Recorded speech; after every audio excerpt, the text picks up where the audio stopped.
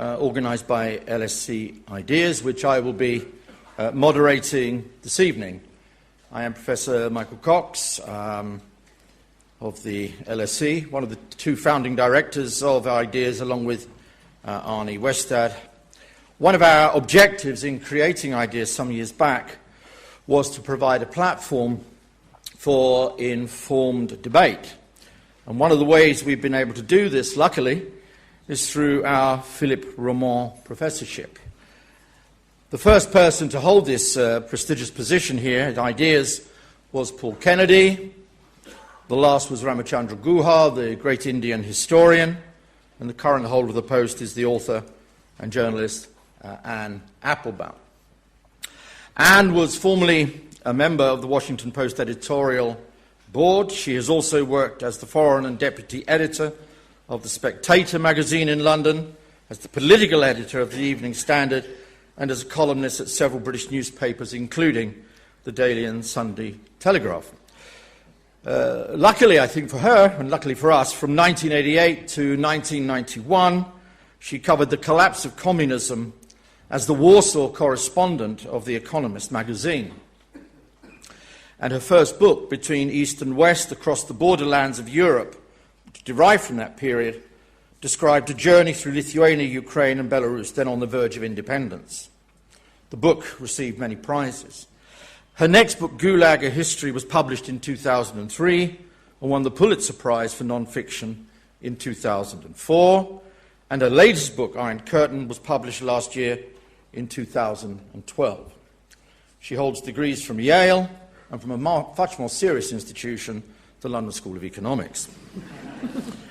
In tonight's lecture, which she will bring all her formidable forensic skills to make sense of Russia and its leader since 1999, Vladimir Putin.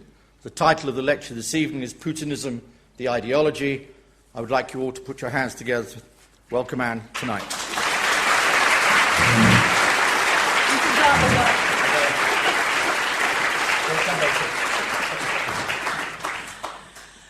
Right, good evening. Thank you very much. I'm delighted to be back here for the third in this series of lectures. I'm impressed that so many of you came here on this freezing cold night. Right, why Putin? Years and years ago, it always used to annoy me when journalists and analysts became obsessed with the personality of the leader of Russia, speculating about his taste in whiskey or his wife's fashion sense or lack of it, and using these little elements of his biography to make judgments about him. Nevertheless, in analyzing Russia today, we are once again confronted with an inescapable fact, and namely that the personality and beliefs of Vladimir Putin, the current Russian president, matter just as much as those of his predecessors, if not more. In a state where authority is still vested in individuals and not in institutions, the president of Russia's vision of his country, his understanding of its history, his education and training and background, and his personal experience of life in the Soviet Union and in contemporary Russia now have an incalculable impact on Russian political life. And as if that were not enough of a reason, I have another reason why I want to talk about the personality of Putin to start out with, which is that I feel that I spotted him early, back when he was still prime minister during the presidency of Boris Yeltsin. And what caught my eye at the time was a visit he made soon after his appointment to that job, to the Lubyanka in Moscow. And once the headquarters of the KGB and its most notorious jail, the Lubyanka is now the home of the FSB, Russia's internal security services, an institution which Putin himself directed before being asked to head the government. He visited the Lubyanka in 1999 on December the 20th, a day still known and still celebrated by some in Russia as Chekist Day.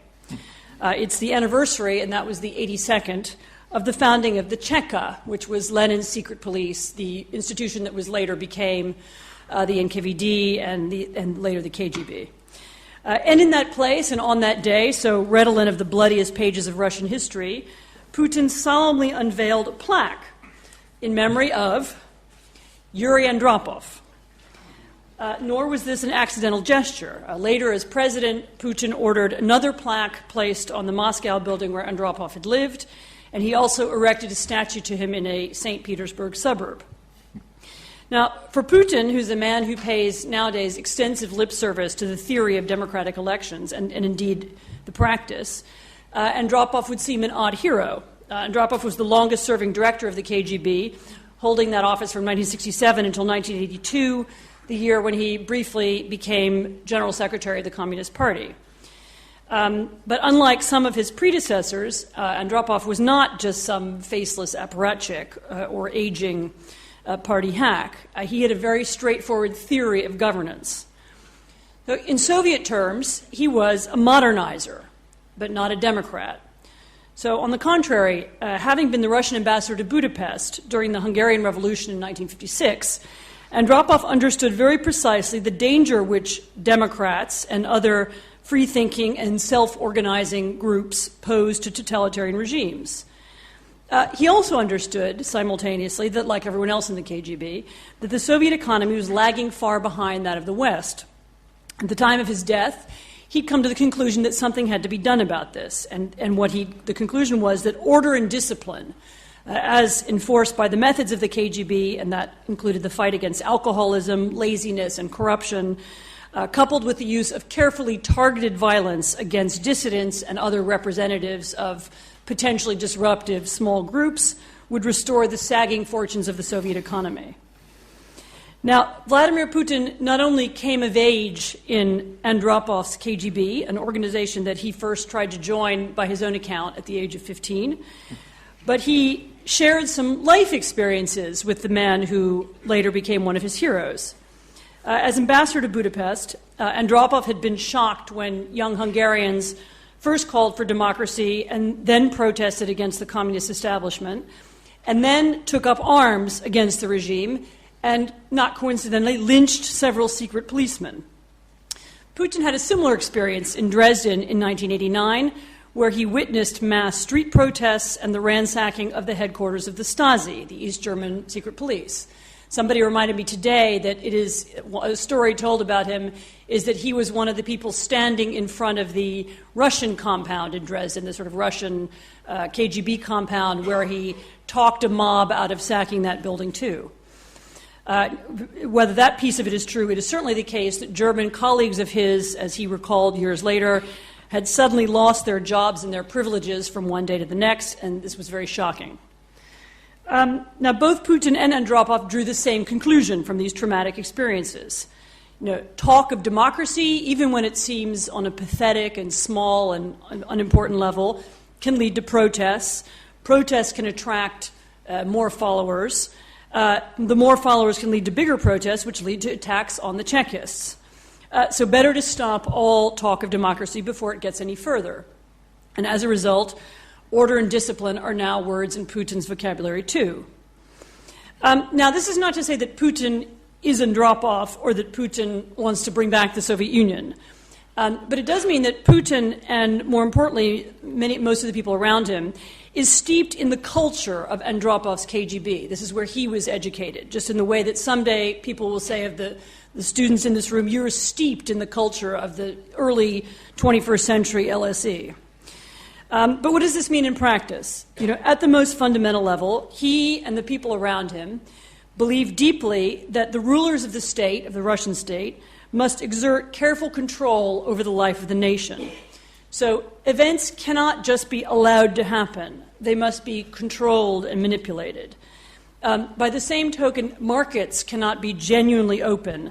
Elections cannot be unpredictable.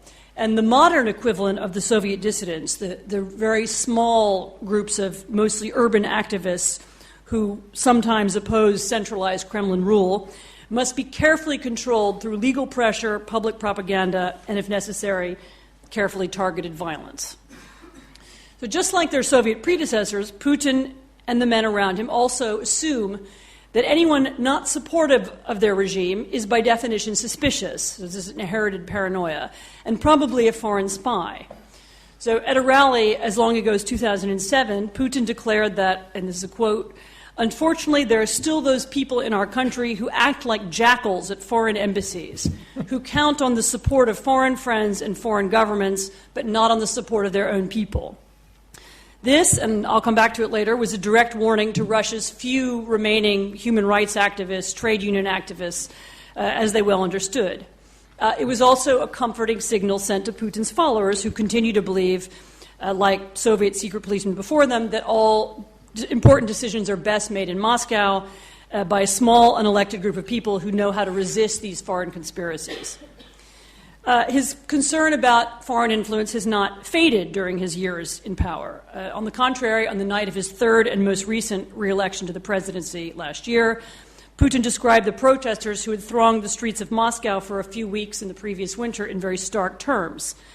He'd won the election, he declared with great passion, tears welling up in his eyes. And he said, "We showed that our people can distinguish between the desire for renewal and a political provocation that has only one goal: to destroy Russian statehood and usurp power."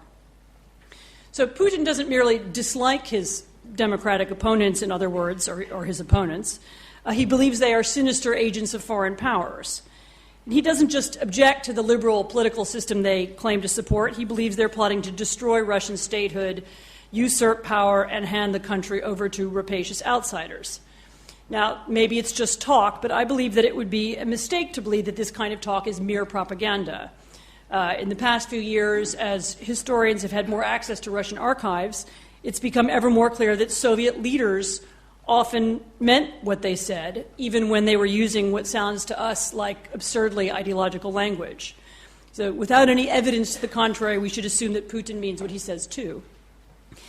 But although I find Putin's character and life experiences fascinating, and although I am particularly interested by the language he chooses to use, these things are really only important because they help us understand the nature of the regime which he's created and over which he now presides. So remember, this is a man who held influential positions in the 1990s, head of the KGB, prime minister, head of the FSB, prime minister, and who has in practice functioned as his country's leading politician for 13 years, since 2000. According to his interpretation of the Constitution, he's allowed to remain in office for 11 more years until 2024. So he might well have the chance to dominate Russian politics for a full quarter of a century. Now, searching for a way to explain the system that he created, some people have used the expression managed democracy. Others refer to it as corporate capitalism. Since I think it's a bit of both, and since I do think it's also closely aligned to the culture of the 1980s KGB from which Putin emerged, I am not very originally calling it Putinism, the ideology. And yes, I'm using the word ideology with great deliberation, for although there aren't tomes and tomes of books written about it, as there once were about Marxism, this is a carefully worked out system with carefully designed institutions. It's deliberately taught to Russian children, it's promulgated to the voting public, it's propagated in the media. Putinism is the basis for Russian foreign policy, and it comes complete with an interpretation of the past and predictions for the future. It even has a sensible goal, which it proposes to make Russia strong and feared again, and it promises, this is for insiders, to protect the power and the wealth of Russia's ruling class. It's not immutable. On the contrary, it changes under the pressure of events, just as Marxism and Leninism once did. At the moment, it is realigning itself to cope with the fact of the new and somewhat louder and better organized Russian opposition. But what is it? Well, clearly the most central element of Putinism, at least until now, has been the carefully managed electoral process, the managed political parties which take part in that process, and the managed results. So there's nothing remotely unique or especially Russian about falsified elections. Let's just say that such things have been known to happen in the most democratic of democracies as well. Nor is the phenomenon of a leader anointing his successor, as Putin did to Medvedev, and Medvedev to Putin, is that completely unheard of either. Look no farther than Tony Blair and Gordon Brown. But the Russian manipulation of political outcomes has gone far deeper. Though even Gordon Brown eventually had to face his electorate, in Russia, voters are at no stage allowed to intervene in the democratic process. There are no accidental victors in Russian elections because there are no accidental candidates. Instead, the semblance of choice has been carefully preserved, not just through the advanced choice of the winner, but through the advanced choice of his opponents as well. Because they do not want Russia to appear to be a one-party state, the Kremlin ensures that there are always several candidates from several parties, some of which have been especially created to look like opponents of the status quo. So the revival of the fake opposition party, a phenomenon familiar from communist Eastern Europe, is one of Putinism's great contributions, if that's the correct word, to modern political life.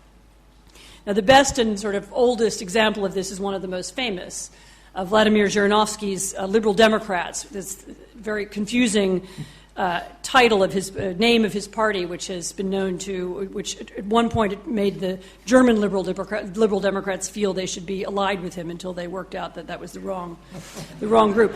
But this is a group which routinely won parliamentary seats by sounding more nationalist and more extreme, even to the point of absurdity, than the mainstream Kremlin parties. But somehow, when push came to shove, Zhirinovsky's party inside the Russian parliament, inside the Duma, always voted with the Kremlin. More recently, the Kremlin has tolerated weak and certainly unpopular opponents, such as the oligarch Mikhail Prokhorov, who was allowed to stand against Putin in recent elections, though he had no chance of success. So, by contrast, the Kremlin's genuine opponents have been marginalized, beaten up at demonstrations, jailed, harassed, and insulted. The Other Russia, which was the political grouping created by Garry Kasparov, the former chess champion, was once described on the state-owned website pravda.ru as a, quote, motley army of deviants, criminals, wannabe politicians, fraudsters, and gangsters on the fringes of Russian society. So it's nice and clear. More recently, this is following last winter's demonstration, judges have handed down jail terms to political demonstrators for plotting, quote-unquote, mass unrest. Police have also raided the homes of opposition leaders, and lawmakers have increased fines for illegal protests, so-called illegal, recriminalized libel, and expanded legal definitions of treason in order to control their opponents. But Putin has long had ambitions beyond the mere creation of political parties. It's also aimed, successfully or otherwise, to create organizations which we in the West would, in our context, would refer to as civil society, or sometimes as non-governmental organizations or NGOs. So again, to repeat, because of their background and training, the men around Putin view all kinds of environmental, educational, and charitable institutions not as a normal aspect of a functioning democracy, but as evidence of secret networks probably involving Western spies.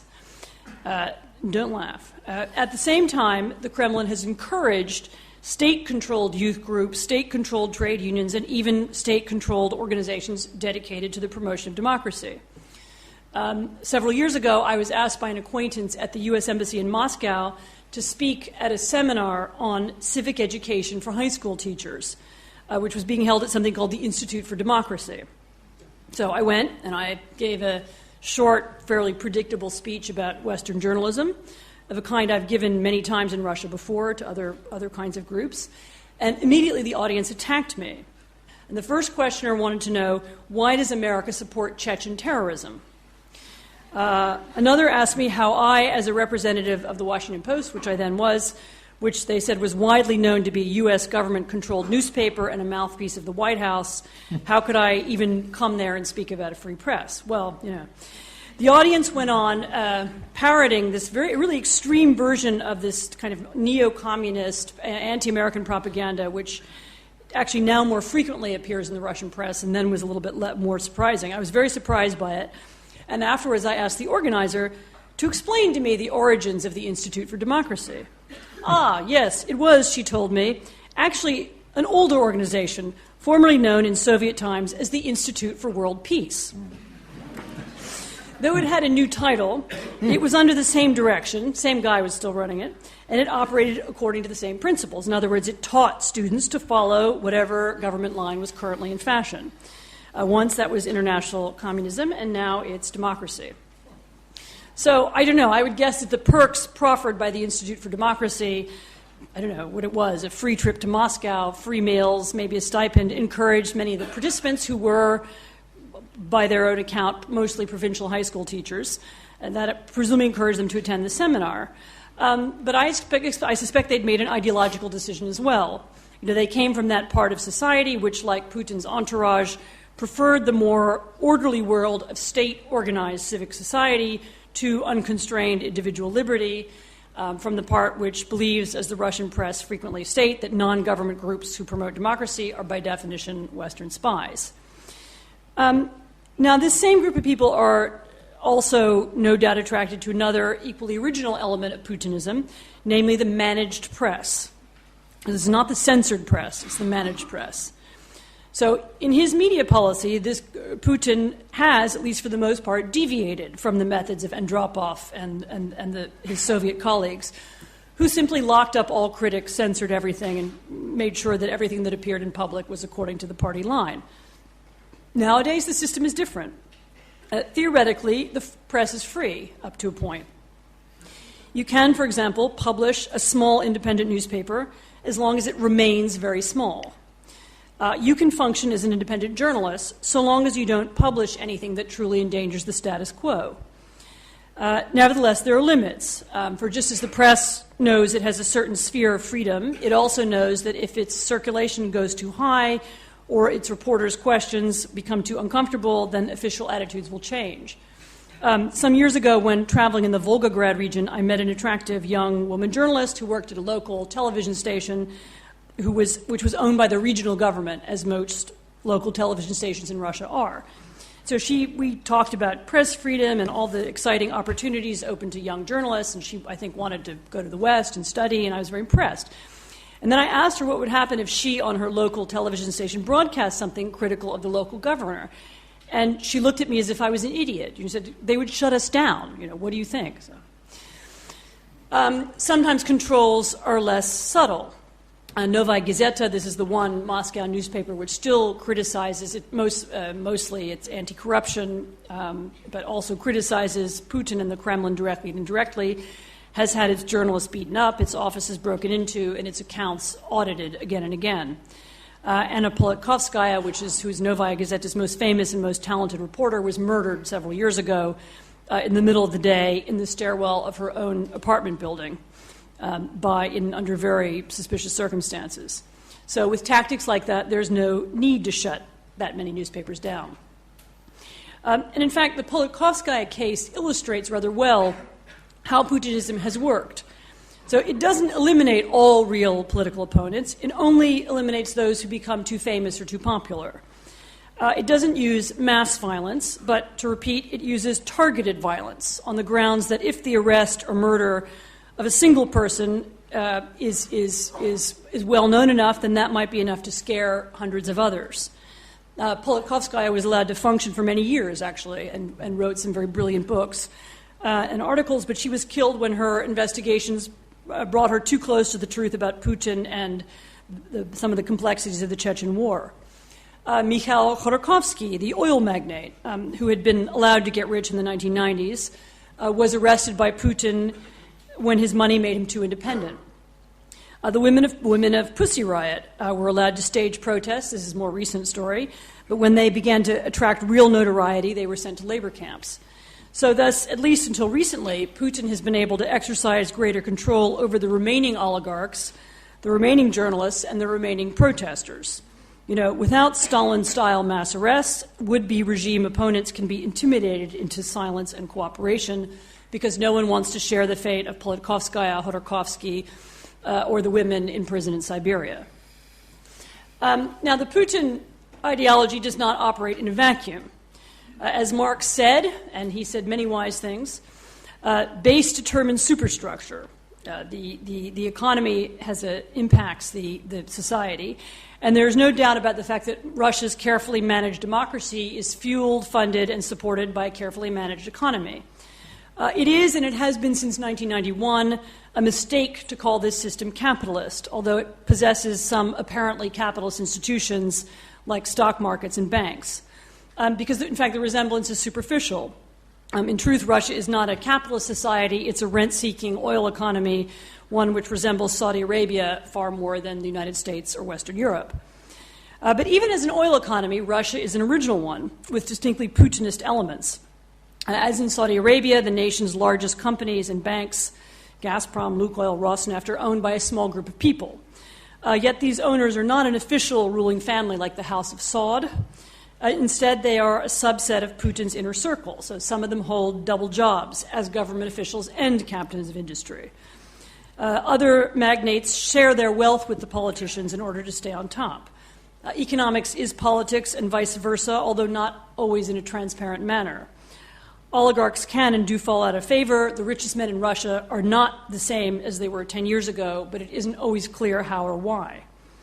So since taking power, Putin has taken this system, which was first created under Yeltsin, and he's turned it in his favor. So although he sometimes speaks of economic reform, he's actually not interested in creating a legal system which would encourage entrepreneurship on a broad scale, or a banking system that would help small and medium-sized enterprises grow. Instead, he's presided over an enormous transfer of assets from the state and from other oligarchs to his friends and probably himself. So the trial of Boris Berezovsky versus Roman Abramovich, which was staged in London last year, some of you may have read about it in the papers, was in essence the public airing of the bitter dispute between a Yeltsin-era oligarch who lost much of his fortune to a Putin-era oligarch.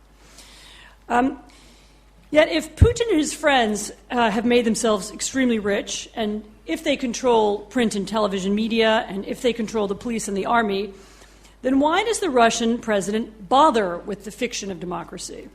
Given their wealth and power and apparent security, why should Putin, Medvedev, and the ex-KGB men around them need all of these elaborate games and facades? Why does Putin hold elections at all? Why didn't he just appoint himself president? Why maintain all of this pretense? The answer to this, as I hinted earlier, is what I think is the key to understanding the nature of this regime. So remember, Putin's goal is to maintain dominance of his clique. And for some time now, this ex-KGB inner circle have believed that the greatest threat to their power and control and their money is not the West as such, but Western democracy rhetoric. So Putin and Medvedev do not, and they cannot possibly seriously fear Western military attack, that NATO and the Belgians and the Portuguese will get together and invade. Putin made that they do fear popular discontent. They fear the public questioning of their personal wealth. They fear the open criticism of the basic tenets of Putinism, and of course, political demonstrations of the sort that created the Orange Revolution in Ukraine and those which happened on a smaller scale after the parliamentary elections in the winter of 2011. To stave these things off, they believe they have to work hard to maintain their legitimacy, both at home and abroad. So for example, during his 2008 election campaign, it's true, Medvedev did not travel around the country and he did not meet with supporters. Nevertheless, a campaign atmosphere was created. People were encouraged to vote. The media covered the election story, and all the trappings of democracy were present, even though we all knew who would win. The same thing happened in 2012. Putin refused to take part in debates on the grounds that to do so would impede his ability to duly carry out his duties, in the words of his spokesman. Yet the campaign, once again, was a matter of public discussion, debate. For all of his professional wariness of the real thing, Putin continues to adhere in word, if not in spirit, to the language and to the appearances of democracy, and indeed these appearances matter to him enormously. The appearance of democratic politics, democratic discourse, and capitalist economics, and it's really this which gives his regime its novel and deceptively powerful ideological edge. The need for legitimacy has also inspired some of Putin's harsher rhetoric about the West, and especially about the United States. So more than once, he's accused the United States of encouraging the spread of weapons of mass destruction and encouraging terrorism. We all forget these kinds of comments because they often get thrown away, but he has openly compared America to Nazi Germany. He recently set up an institution designed to monitor democracy in the United States, and he frequently accuses both Americans and Western Europeans, especially the British, of hypocrisy of various kinds and human rights violations. Now, this rhetoric serves several purposes, but above all, it is designed to inoculate the Russian public against the example of more open societies. Underlining this rhetoric is the Putinist interpretation of history. Famously, we all know this, the ex-Russian president once described the breakup of the Soviet Union as the greatest geopolitical catastrophe of the 20th century. He's also displayed Soviet flags in anniversary parades, and he's brought a neutral version of the history of Stalinism to Russian textbooks. And more importantly, Putin has spent much of the past decade trying to promulgate an alternate post-Soviet history. So in his version of events, 1989 and 1990 was not a moment of liberation, but it was the beginning of economic collapse. And the hardships and deprivations which Russians genuinely experienced during the 1990s were not the result of decades of communist neglect and of widespread theft, but of Western-style capitalism, democracy, and Western economic advice. Communism was stable and safe, and post-communism was a disaster. The Soviet Union was great, at least within some parameters, and Russia was, until Putin's arrival, a failure. The Soviet Empire, launched in 1945, was a moment of triumph to be remembered proudly, and the blood and terror required to achieve it are forgotten. The more people believe all this, the less likely they are, and this is what I assume is the case, the less likely they will be to want a system which is more genuinely democratic and genuinely capitalist. So the more nostalgia there is for Soviet-era symbols, especially imperial symbols from the year 1945, the more secure the KGB clique is going to be. This context makes Putin's harsher verbal attacks on some of Russia's neighbors easier to understand, too. In the past, his most vitriolic rhetoric has been reserved for those countries which most successfully navigated the path from communism to open societies, and which maintain the most open and most pro-Western political systems: Poland, Estonia, until recently Georgia, and until recently Ukraine. So it's highly improbable, for example, that Putin ever feared the missile defense shield which President Bush wanted to place in Poland, and it's impossible to believe that he was truly intimidated by NATO's somewhat pathetic relationship with Georgia. But he is afraid of the examples set by these countries, since they challenge his own country's geopolitical choices and they offer an alternate narrative, and American support for them has infuriated him. Russia's foreign policy towards the post-Arab Spring Middle East is also dictated in part, I believe, by concerns for legitimacy at home. Russia's behavior in Syria is, in this sense, highly ideological. Again, although Russian diplomats are openly contemptuous of Assad, and although Russian economic interests, when you look at what they really are in fact very narrow, it's clear that the Russian government, in the wake of the successful Libyan revolution, does not want to see another authoritarian state toppled by a popular revolution. It's just too close to home. Nor does he want to see another victory, quote-unquote victory, for the Western democracies or for what might be broadly understood as a Western political movement, although how Western they are, who knows. But that he fears that it undermines his own authority and his place in the world. Now, Russia is not alone in fearing the democratic example of the West and in preferring, therefore, to see authoritarian regimes around the world succeed.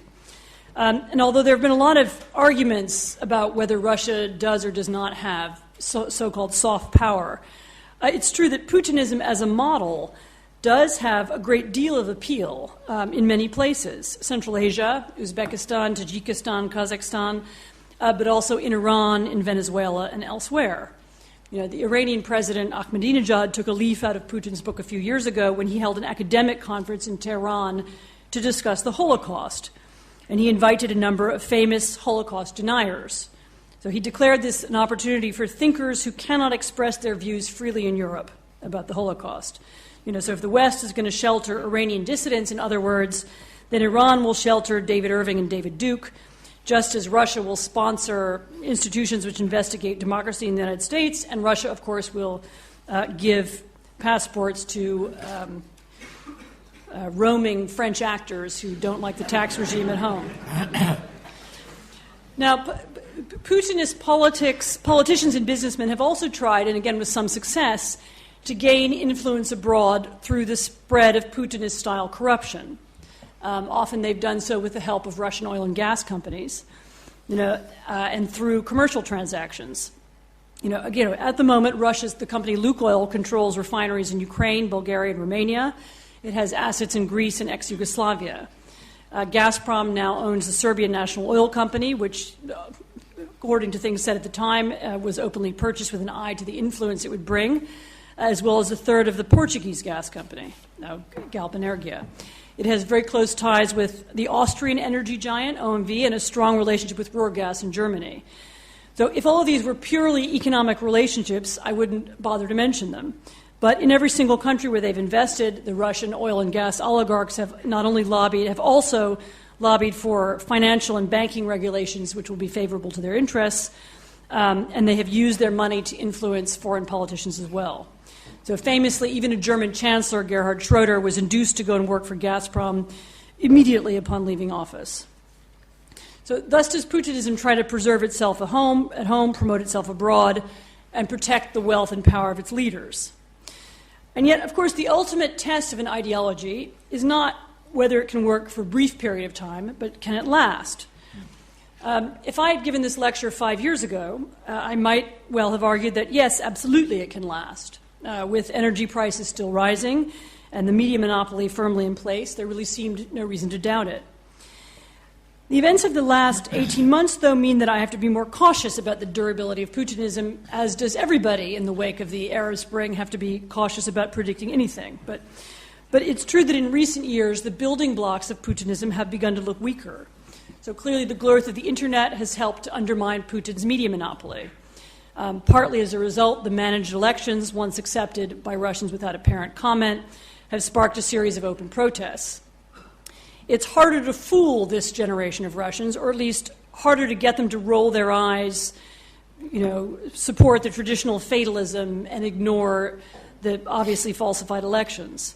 At the same time, his own political party and his own civil society organizations, Nashi and other groups, have more recently attracted opprobrium rather than new members because they're associated with official corruption.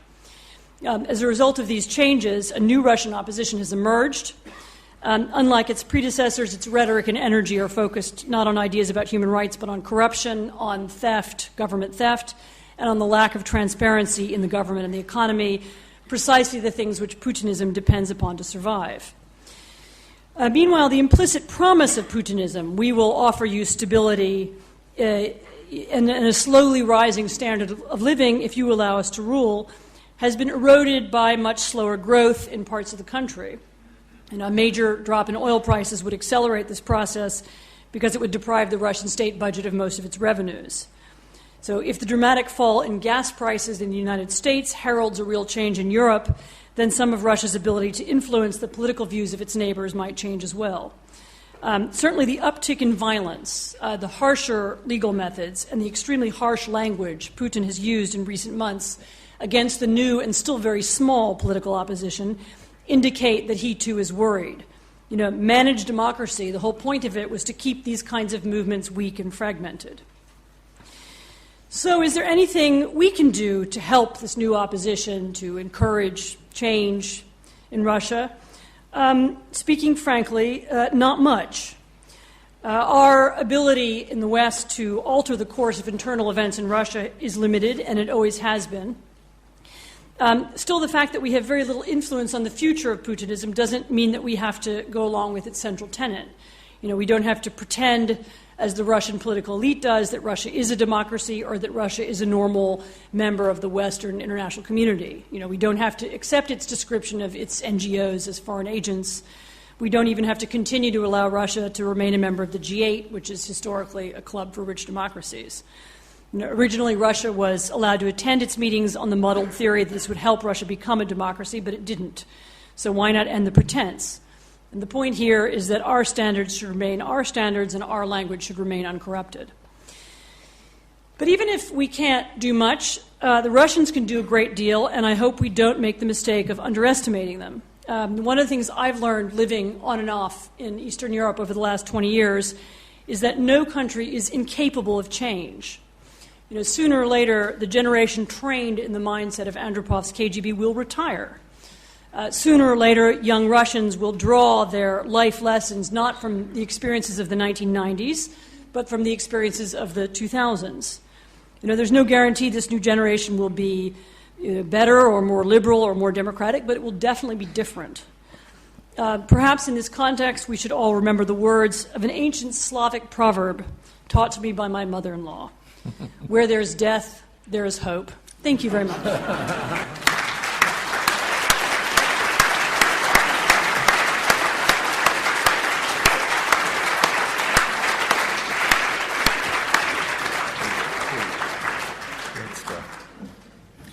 When Anne was talking about Russian influence abroad as a lifelong supporter of Arsenal, immediately I thought of Chelsea and wondered, should I view the team in blue more differently today than I've ever done in the past? There you go. Chelsea is soft power. Discuss. I want to start off with one question, which goes back to the beginning of your wonderful lecture there, Anne. Who, you said, he created this system. We don't want to go necessarily into deep origins, but much of what you described seemed to me sound like Stalinism in a modern variety. That maybe many of the things that he also inherited from the Yeltsin period. It does seem to me that often we get this kind of comparison between the Yeltsin years and the Putin years. And it does seem to me that many of the practices, which were very illiberal and very undemocratic, and the use of money to buy elections.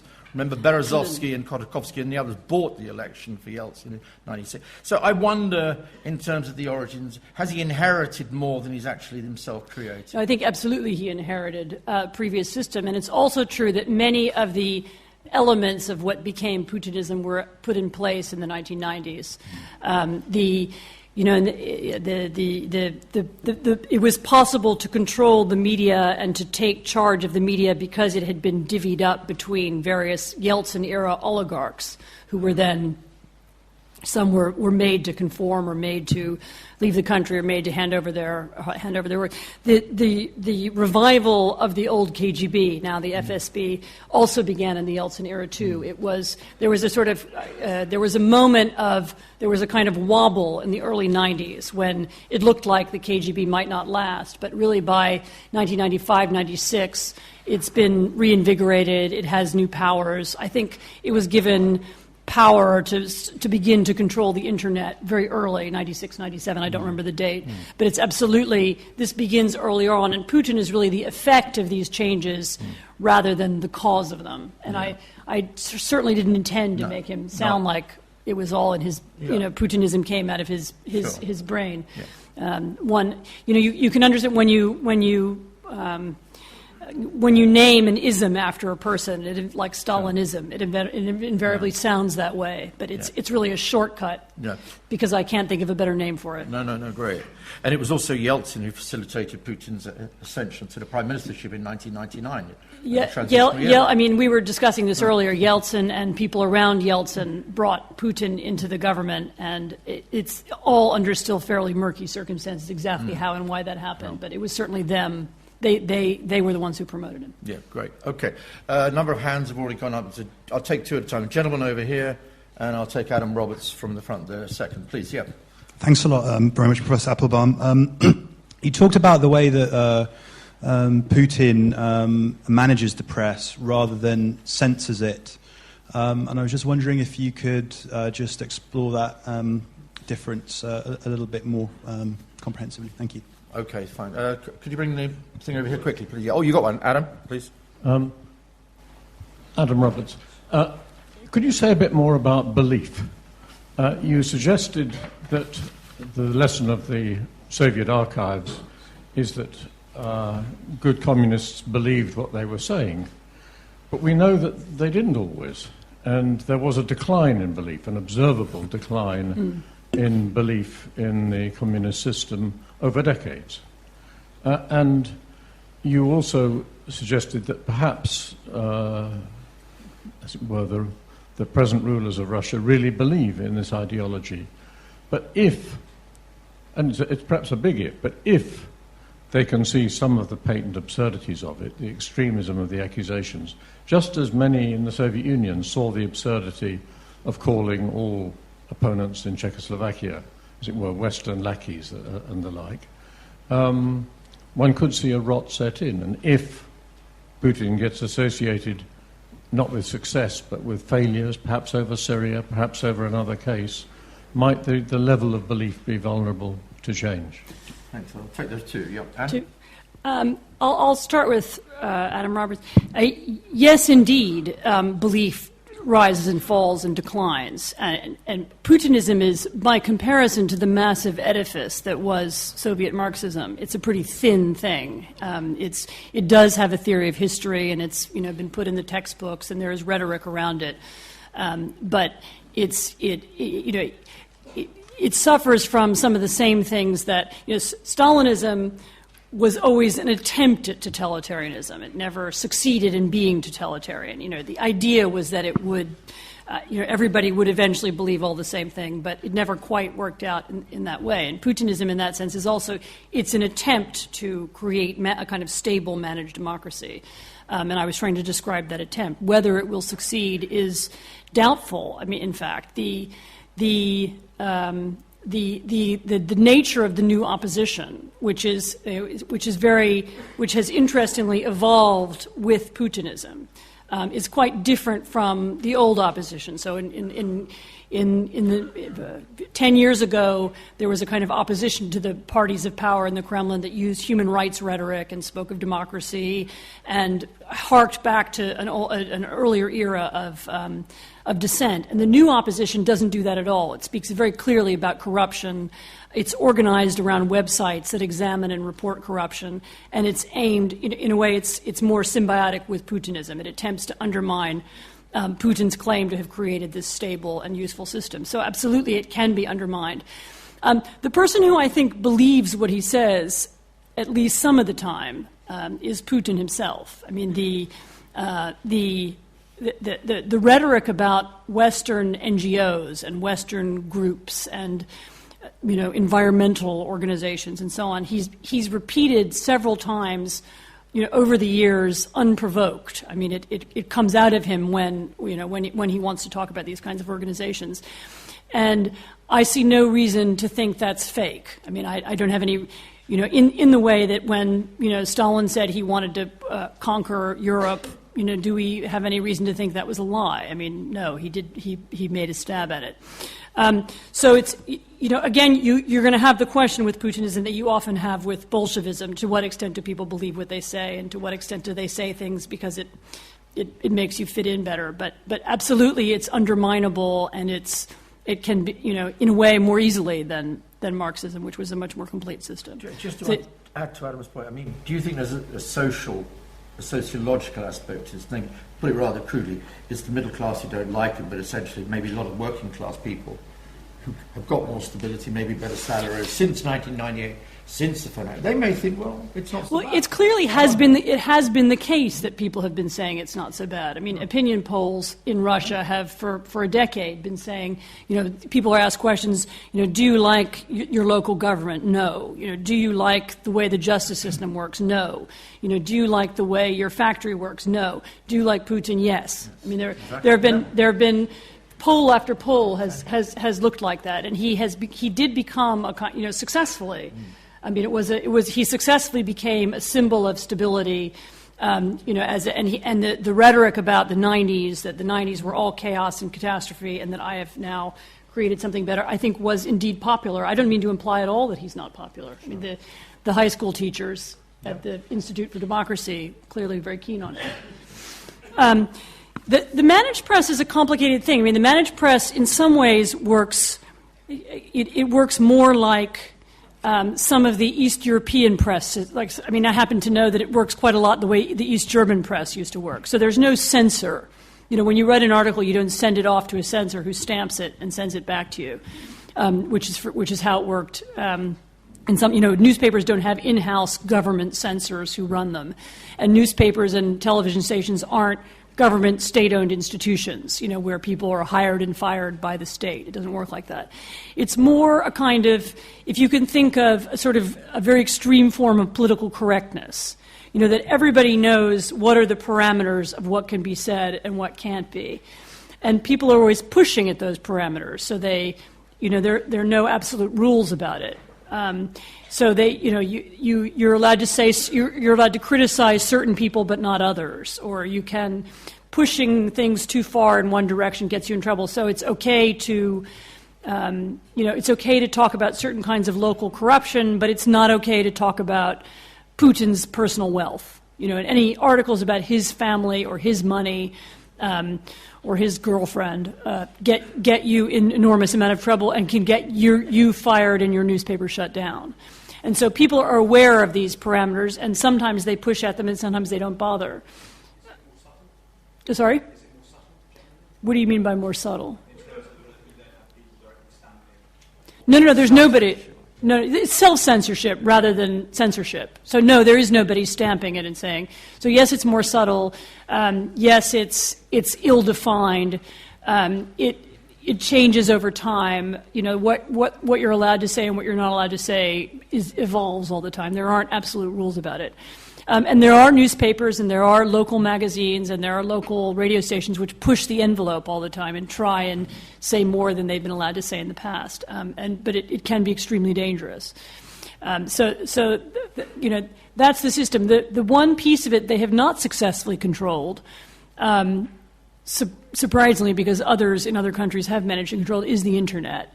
And until recently, that didn't matter so much because not that many people had access to the internet. And I think, I'm afraid I don't know off the top of my head the numbers, but it's still relatively low and relatively small. And you often find that even when people do have access, the connections are so weak that, you know, they can't download videos and so on. So there's a limit to what people can see. But the internet, they've not successfully controlled it, and that has been the vehicle by which the anti-corruption movement, such as it is, has operated. You know, there are websites which collect stories about corruption and name particular officials and try and nail some of these. Putin has recently taken up that theme himself. I mean, he now talks about corruption and he now talks about prosecuting corrupt bureaucrats. So he's clearly been influenced by that. It's not at all a black and white system. It's really not Stalinism. It's not Andropov. It's not the Soviet Union. It's a give and take between how much pressure journalists are willing to put on him and how much he's willing to respond. I've already got that. And I keep saying he, but of course it's a large group of people. I've got one journalist that's already got his hand up there, Gideon Rackman, and then I'll go to David Manning. Gideon. Hi. I wanted to go back to this question of belief. I mean, you said that you're inclined to believe that Putin really does give credence to this idea of foreign conspiracies and so on, and yet when you talked about missile defense, you said he can't possibly believe this stuff. Are you sure about that? Because, I mean, as you mentioned, if one looks back... Maybe I'm wrong about that. Maybe he believes... I mean, I meant he couldn't possibly believe in it because, in my view, it was never, ever going to happen. And any rational person analyzing, you know, the arguments and debates about missile defense in the West couldn't see it as some kind of threat to Russia. But, no, actually, you're right. Maybe he could believe it. Okay. And maybe he was made paranoid by it. Right. And a broader sort of follow-up question. I just wondered how much respect you have for him, not as a human being, but as a leader. I mean, do you look at Putinism and Putin himself and think, well, this is quite a formidable system, quite a competent person, or do you think he's actually thrashing around? He doesn't really know what he's doing. Before you answer that one, let's bring in David. David Manning. David? And mine's a rather different question. It's to ask you to say what you think about early Putin. Putin, when he had just taken over in the first presidency. This is proof that it really is an ideology. There's early Putinism, late Putinism. Do you think that at that stage, I mean, George W. Bush is famously mocked for having said, I looked into his eyes and I saw his soul. But there were quite a lot of Western leaders at that stage who had the impression that Putin was trying to explore what power might be like, what were the options for Russia, the enthusiasm for WTO membership, possible NATO membership, all these things. Do you think that this was simply because he was new in the job, oil was only $10 a barrel, he was casting around wondering what to do? Or do you think that this was always a sham and that the Andropov and then the Yeltsin context made it inevitable that he would always have behaved like this?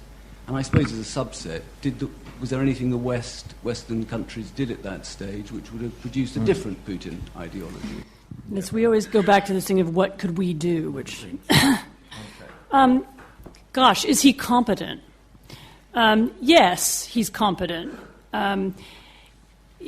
Up to a point. I mean, the system that I made a stab at describing in the speech has been put together, and this is sort of an answer to your question too. It's come together in pieces over time. I mean, he did not enter, public consciousness in 1998 with a clear idea and a vision of exactly how he was going to construct this and so on. I mean, it's a little bit. Bits of it have been put together and added and molded with time. he has competently constructed, certainly for the last decade, he has competently remained in power. He has competently, he has enriched the people around him, and he has created something which has seemed very stable. And so, in that sense, yes, it's a successful system. But coming back to Adam Roberts' question, has he created something that people believe in and feel enthusiastic about and want to fight for and die for and will never question? That I doubt. The kind of fatal flaw all the time, it seems to be, is the corruption, because it's something that touches people not just at the highest level, but also much further down. And the sense of lawlessness. People know that if their car gets in an accident with a police car, or with an official car, that they're the one, and it was the official car's fault, they're the ones who are going to get in trouble and there'll be no recourse.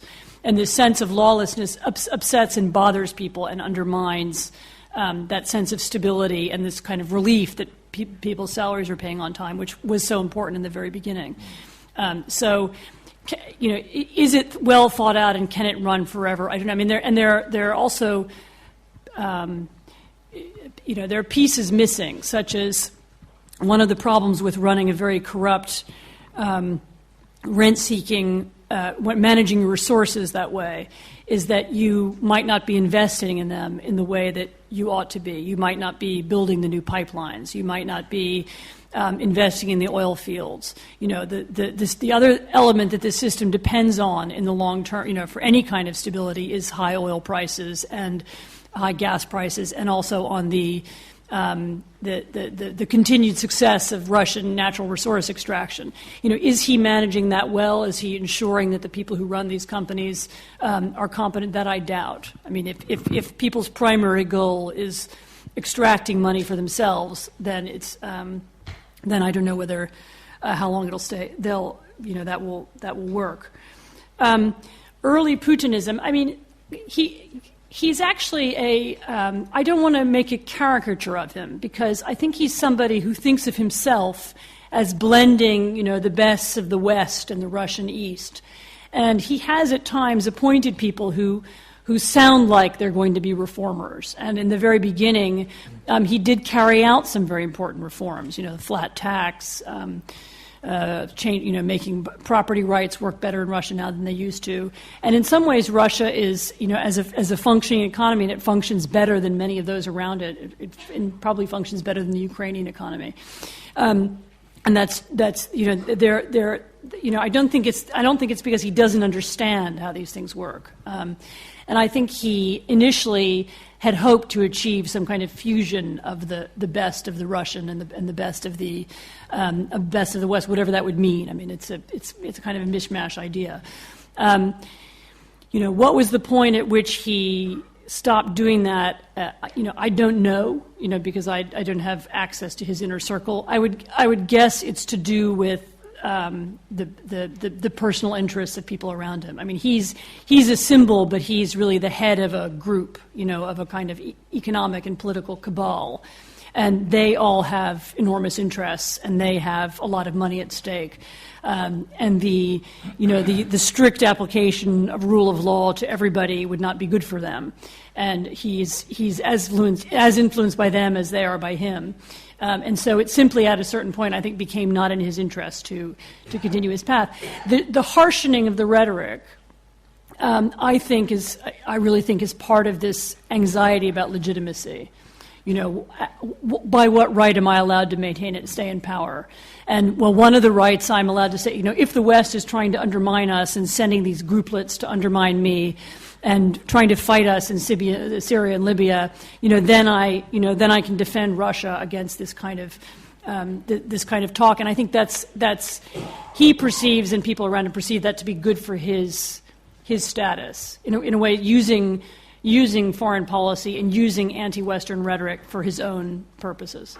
Is there anything, to follow up on David's question, is there anything the West could have done or might have done differently to have changed or altered the course? I mean, NATO enlargement, I suppose, Georgia, Ukraine, maybe, or whatever you were thinking of, David. I personally don't think so, but I want to hear. If you want to hear I don't think so. I mean, The mistakes that we've made, as we in American Britain have made about Russia in the past, have very often been, for example, I think it was a mistake throughout the 1990s for Clinton to walk around with his arm around Yeltsin and say, we've brought democracy to Russia, when that was patently not the case. I mean, the mistakes we've tended to make have been in not calling things by their real names and in allowing the Russian descriptions of themselves to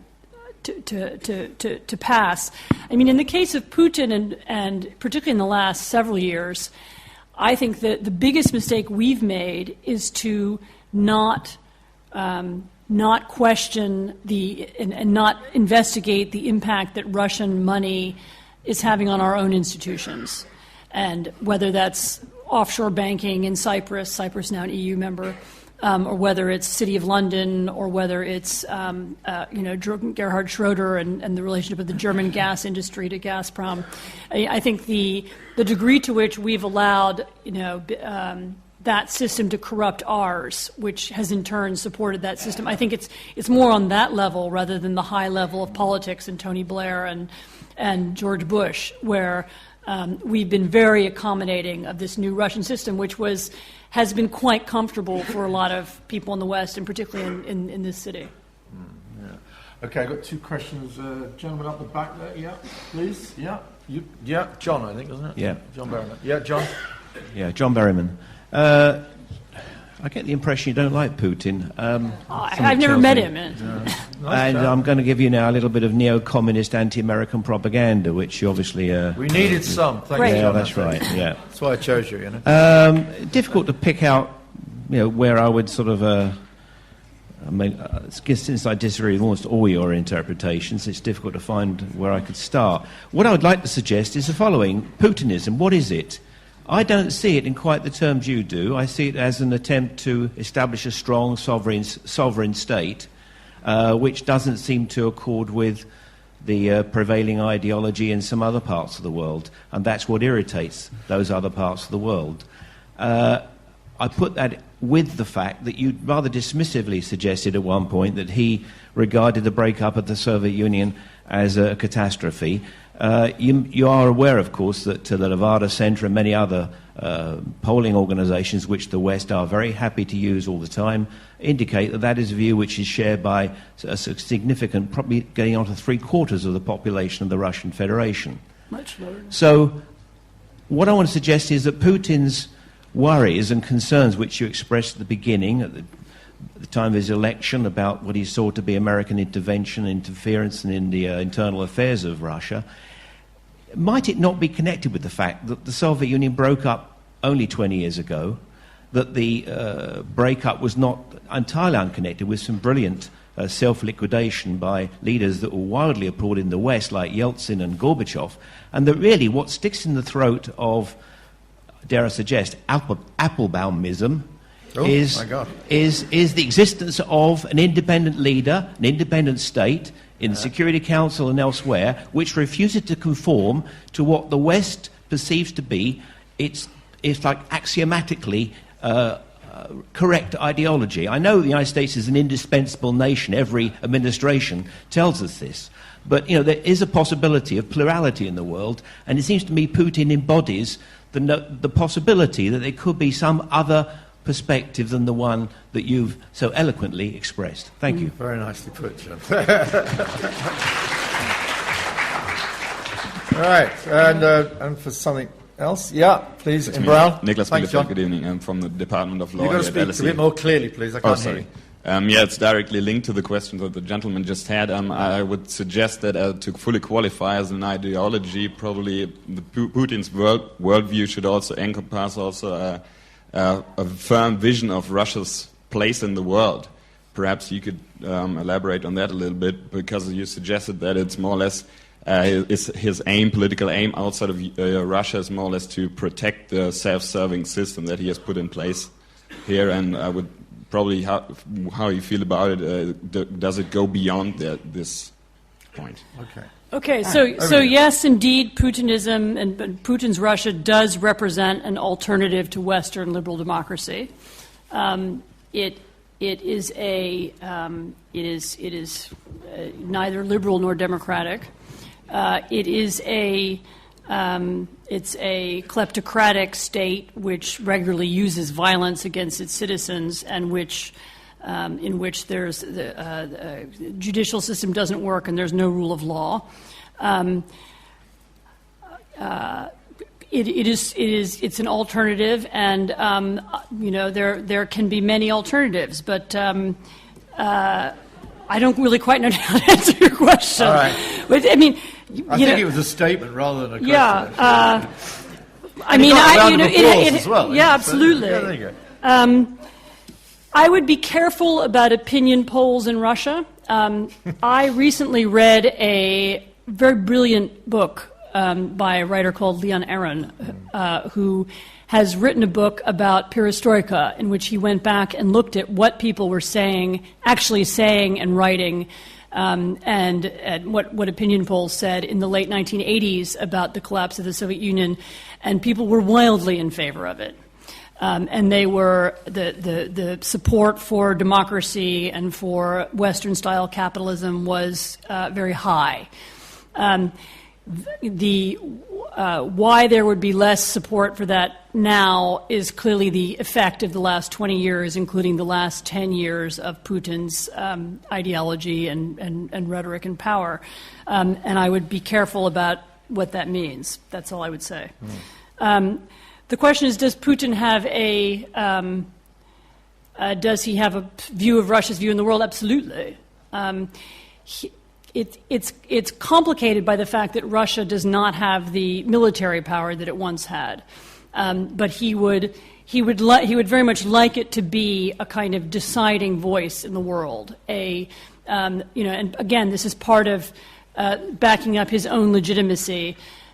He would like Russia to have to be decisive inside the United Nations, to be a leading voice in Europe, and he continues to see Russia as the obvious rival to the United States, even though the United States does not see Russia as an obvious rival itself anymore. And in fact, Russia figures very low in American priorities right now, I mean, rightly or wrongly, and whether that's good or bad. It's problem number 17 on a list that starts with Iraq, Iran, North Korea, and so on. But he continues to raise, within Russia, he speaks as if the United States is still his main rival.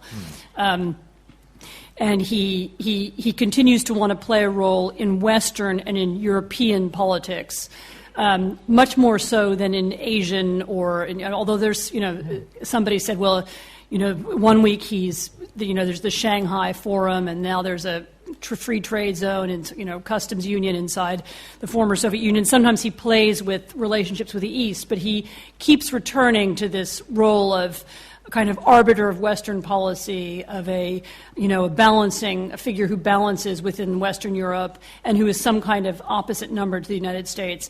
Whether it's deliberate, whether that's his, Soviet habit, whether it's because that's popular in Russia, I'm not quite sure, but that is clearly what he wants and how he sees Russia's role. Do you think, just to add to that, do you think he sees any value or importance in the BRICS, the Brazil, Russia, India, China? They've now held their fourth meeting in India last year. I mean, Russians do talk the Russians are very, very keen on being in the BRICS. Absolutely keen on being in the BRICS because of the BRICS, they are by far the least successful economically. And so being in the group, this is, Russia is, being inside the group of the BRICS is good for them. I mean, you have these very fast-growing economies, Brazil, China, and India. And Russia has, it's been said many times that Russia doesn't quite fit in that group in the same way because it's essentially an oil economy rather than an entrepreneurial economy. But it's very good for Russia's image, to be part of that group. And so, yes, they're keen on it. Yeah. I just want to redress the gender balances. Two women over here. Yeah, 1 and 2. Yeah, doesn't matter which way you are. Thanks. And then in red. When you were discussing the establishment of managed civil society, you referred to the establishment of state trade unions. I wondered if there was any space in Russia for a free trade union movement to develop. I'm, of course, thinking of the example of what happened in Poland and in its role in the downfall of the Eastern European Soviet Empire. So, Solidarność question, and then putting it along, please. Thank you. Yeah. Hi. Yes, I just wondered if we know, and you know, anything particular about Putin's view of China, not particularly as a Chinese economy, but of the Chinese Communist Party and his relationship with them. Okay. 2 questions, Anne. The free trade union point is interesting. I was actually in, of all places, Arkhangelsk about 8 years ago now, and I met a woman who was trying to organize trade unions there, and she was very keen on me because she thought with my connections to Poland that I could help her meet some of the founders of Solidarity and so on. I think I tried to arrange a meeting and so on. This has been one of the things that, though, that the Russian, the Putinist clique has been very keen on suppressing for exactly the reasons why you can think of. And one of the first Western groups to be kicked out of Russia was the AFL-CIO. Because it was doing exactly that. It was advising people how to organize a trade union, what are the techniques. It was fairly neutral ILO kind of UN material, but it was bothersome to Putin and to the people around him because of exactly the reason why you would think. So yes, there has been an effort to prevent free trade unions from forming. China is interesting. Somebody said to me today in a seminar, the problem with Russia being close to China is it's like the rat being close to the boa constrictor. I mean, the size of the economies are now so different, and the dynamism which China has, which Russia does not have, I think makes the Russians very wary of the Chinese. The fact that several million probably Chinese now live on the Russian side of the border in Siberia is something that people know about but don't talk about much. I mean, I've seen photographs of that border. On the Chinese side, there are these huge buildings now, an enormous brand new city, and on the Russian side, wooden huts. I mean, I'm exaggerating, but there's not much there. And so there's an enormous amount of there's kind of rivalry and tension built right into that relationship. And the fact that it doesn't come out more in public is interesting, and I'm not quite sure what it means, except that the Russians like to avoid it. What he thinks about the Chinese Communist Party, I have no idea. I mean, I don't know of any public statements he's made about it. I mean, they certainly maintain cordial relationship. The official position of the Chinese Communist Party is exactly the same as Putin's. The collapse of the Soviet Union was a strategic and ideological disaster. That is the official position of the Chinese. That is true. My friend Professor Westad took me around the party bookshop in Beijing and translated all the documents for me. And the Chinese paid a lot of attention to Gorbachev and a lot of attention to what they think went wrong. The lessons of history. And they followed the lessons of history very well. But how it works the other way around, I know less about. Okay. We've got a few more questions over here. It's going to be the last set of questions. Hello, can you hear? Oh. Gentleman there first, and then move it forward. Yeah. Robert Chancellor, St Anthony's. Thank you, Professor Applebaum, for your carefully constructed portrait of Putin. Bearing in mind that the British Council remains closed in Russia, and also there's no progress with Litvinenko, and also the American Magnitsky bill, in contrast to the need for energy security, how do you see the future for the policy of engagement? Okay. And then move it forward. Could you just throw across to that? Yeah, sir, please. Do you agree with Neil Ferguson that Russia shouldn't really be included in the BRICS because of its overdependence on energy, its aging population, and that really after the early to mid-2020s it will be in decline economically? Okay, and then there's a chap behind you. But just take the three, please. Yeah. Well, maybe there's another one. Yeah. I'd like to ask a question about Medvedev. Was he anything other than a puppet of Putin? Okay, and there's another chap just behind you. Just pass it back. We'll take four. I thought you said three. Oh, I know. You can handle it. Yeah, one last one. Could you elaborate a little bit more about on the relationship between the Russian Orthodox Church and Putin, or differently asked, what role does it play in ensuring the power structure. Great. Okay, so we've got one on engagement, one on the BRICS, one on Medvedev, and one on the church.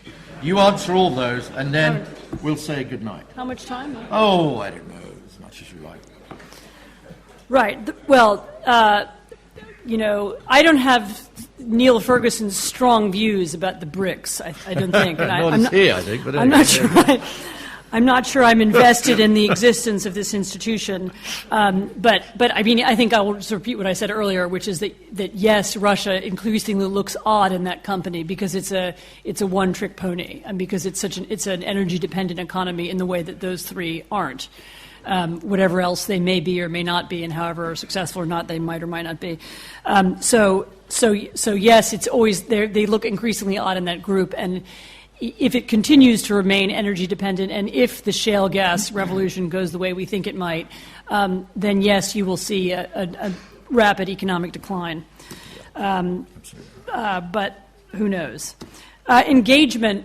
I don't think we have there is another policy except for engagement. I mean, Russia's not it's not a hostile regime. I mean, they don't have, in the sense of, there's no immediate threat of Russian war with the West. We have a trade relationship with Russia. We have strategic relationship with Russia in all kinds of odd places you don't think of in Central Asia to do with Afghanistan. We have, there are useful things we can do with the Russians. I don't at all advocate cutting off relationship or ending diplomacy with. I mean, that would be counterproductive, and I don't see a use for it. I mean, I think the slow engagement, the non-naive and without illusions attempt to engage Russia where it's possible to engage and do things with Russia where they can be done, I think is the only policy there is. So I don't have a I don't see what the alternative is. Medvedev is an incredibly interesting figure who, and I don't know to this day exactly what his role was or what. I mean, he clearly was a puppet in the sense that Putin and the people around him placed him in power, and they ensured his election, and then when they decided, to end his presidency, then they ended it. So in that sense, he's their creature. He did try, while in power, to sound different, and he met with all kinds of people in Russia, ranging from the Novaya Gazeta journalists to the range of activists and journalists and business people, and he used language that made it sound as if he were more interested in a more genuine democratic or liberal reform. What that meant is now hard to say. He was clearly surprised by Putin's announcement that he would become the president again. And there's always been speculation there was some kind of deal done between them, and Putin then changed the terms of the deal, but I really don't know. I mean, Medvedev clearly speaks for a part of the Russian elite. I mean, there is part of the business class, part of the middle class, part of the intelligentsia likes Medvedev and wanted, he may have thought he was becoming the leader of that group. He may have been trying to do that. He may. What seems clear, though, is that he doesn't have a real power base. I mean, he was not able to make sure that he was reelected because he clearly doesn't have the power or the influence to do that. But he does speak for somebody inside the elite clique, and therefore he's an interesting figure, and we'll see what happens to him. Russian Orthodox Church, very long story. A piece of Putin's search for legitimacy and for a kind of a historical story that will support his right to remain in power is his relationship with the church. I taught a seminar today, actually, and we were discussing there are some oddities about this. Does Putin want to revive a kind of red version of history or a white version of history? The white version of history, let's revive the Orthodox Church and bring back the role of the church into public life. But if we're going to also be reviving elements of the Soviet Union and Stalinism, that's a bit odd because the the Soviet Union killed all those people and destroyed them. So which is it? And he has put together a kind of patchwork where he's picked elements from the past that he that he wants to bring back into public life and repressed others. I mean, even, for example, in his revival of the Soviet Union and of Soviet history, he's been quite choosy. So a lot of emphasis on 1945, on imperial conquest, on the victory in the war, not much talk about the 1930s, even about industrialization, collectivization. That whole piece of the Soviet story, he doesn't bring that up. He doesn't speak of it. The Russian Orthodox Church, again, as a way to establish his credentials to be leader of Russia, clearly having a relationship with this very ancient institution is part of it, and he's played with it. Does it contradict some of the other things he says? Yes, but life is sometimes contradictory. Okay, and on that Hegelian note, we shall conclude. I just want to make a couple of quick announcements. Ideas, being the highly efficient organisation it is, already has Anne's lecture in print form. Being a highly peculiar organisation, we're giving it away free. I think we should be charging for it, but clearly I've been overridden in the Politburo.